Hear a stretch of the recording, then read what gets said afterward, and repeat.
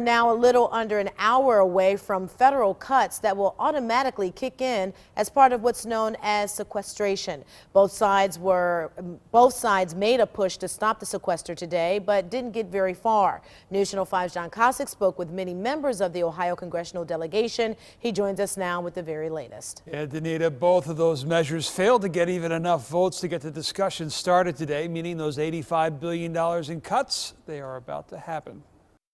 Ohio Republicans and Democrats are in agreement on one thing. The cuts coming in the sequester could have a negative impact on many areas. It means that flights will be delayed at Hopkins in all likelihood. Some say we'll be taking our military force back to 1940 levels. Important facilities like NASA will likely have one of their chief missions stopped or curbed substantially. The $85 billion in cuts amounts to about 2.5% of the federal budget. This 2.5% will still spend more money in the federal government this year than last year. It's a cut that, again, the American family has had to make over the last couple of years. That's why Senator Rob Portman thinks the compromise is in finding a way to keep the cuts, but in areas that cause less pain. I think we need to keep the same savings, but do it in a much smarter way with a scalpel, not with a meat cleaver. Senator Sherrod Brown agrees, but says tax reform needs to be included in the equation. We should make some cuts, but we also should ask the wealthy to pay a little more.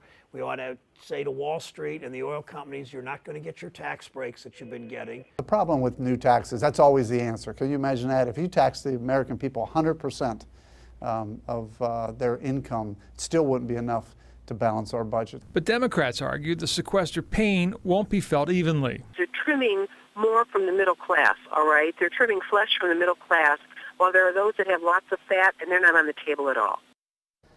Well, President Obama will meet with congressional leaders tomorrow to talk sequester, yes, but likely the next hurdle as well when federal funding expires in just 4 weeks. On your side, John Kosick, News Channel 5.